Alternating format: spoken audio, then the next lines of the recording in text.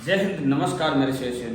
दोस्तों, बहुत सारे बच्चे जैसे अग्निवीर के रजिस्ट्रेशन हो रहे हैं, कुछ जगह हो गए हैं, कुछ हो रहे हैं। और जो बच्चे आर्मी की भर्ती देखने वाले, जितने बच्चे जो अग्निवीर बनने वाले टीओटी के तहत आर्मी में, उन सभी के मार्कशीट जो 10th क्लास की है, हर एक अलग अलग प्रकार की है। टोटल जितने भी आप मार्कशीट दे रहे हो, लगभग ये 300 से ज्यादा मार्कशीटें हैं मेरे पास में।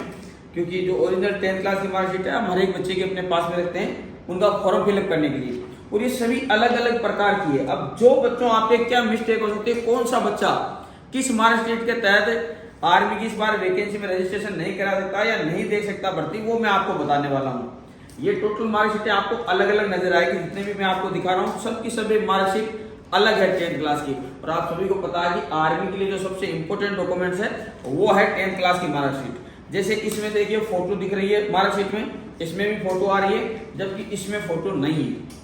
बच्चे की छात्र की यानी फोटो नहीं है जो बच्चा अप्लाई करने वाला। ये देखिए, ये 10th क्लास की मार्कशीट है, ये सीबीएसई बोर्ड की है, इसमें फोटो नहीं है। बहुत सारे बच्चों के कमेंट्स भी आते हैं, पूछते भी बार बार कि सर हम 10th अग्निवीर के लिए अप्लाई कर सकते हैं नहीं कर सकते अगर हमारी मार्कशीट में ये प्रॉब्लम है।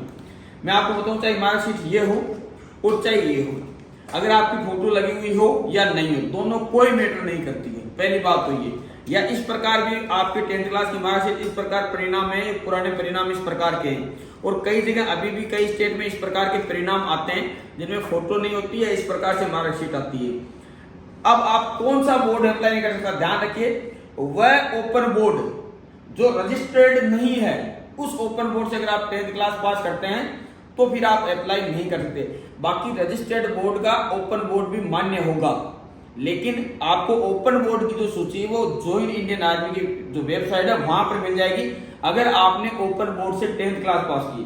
शर्त यह है कि आपका हर एक सब्जेक्ट में, जैसे ये सीबीएसई बोर्ड में, इसमें देखो B2 A2 B2 B2 CA पास, ठीक है, 45% कम से कम आपके होने चाहिए। उसके अलावा हर एक सब्जेक्ट में कम से कम आपके 33 नंबर होने चाहिए, चाहे आप कोई से भी डिवीजन से पास हो। देखिए यहाँ पे लिखा है सेकेंड डिवीजन 55%, 55.40।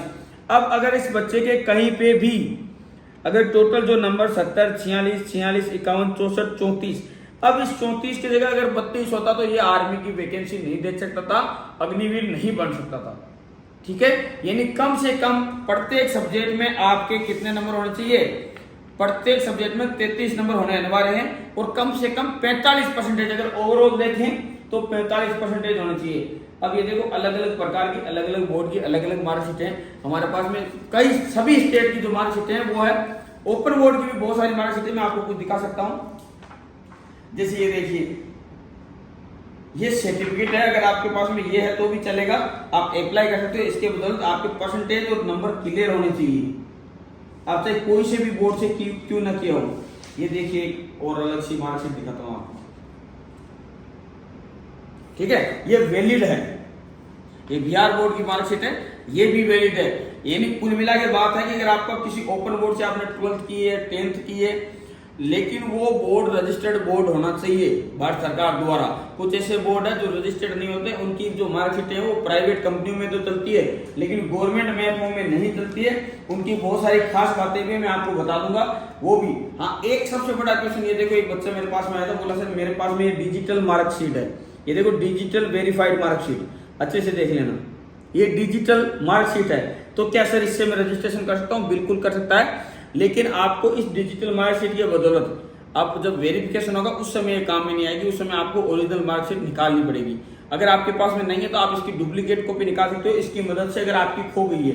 लेकिन इसमें लिखा हुआ है जैसे डिजिटल लोकर वेरीफाइड, ठीक है, तो ये जरूरी नहीं कि चले। तो इसलिए आपको इस कंडीशन में आपको क्या करना है, जो लोकल जो डुप्लीकेट मार्कशीट निकलती है बोर्ड से अगर गुम होने के बाद में, वो निकाल सकते हो और इस दोनों को काम में ले सकते हो। बाकी इसके बदौलत आप रजिस्ट्रेशन कर सकते हो, आपका रजिस्ट्रेशन फेड नहीं होगा।